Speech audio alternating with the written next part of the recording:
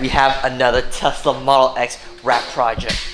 Hey, what color we gonna do? I'm gonna show you. Oh, the first piece is laid, guys. And dude, I could tell, Ray, this is gonna be a sick freaking project.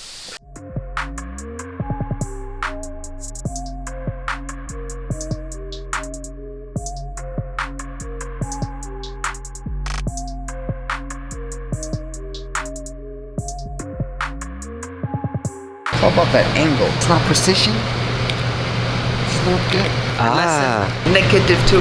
Why is it negative? Because not a lot of people get to the dark scrolls. the dark scrolls. They don't really exist, but they exist. It's like dark magic, you know? The dark scrolls. Dark scrolls. And here it is, matte military green, the first Tesla we've done in this really cool color. It just makes the car look so mean. It gives it so much more edge, you know?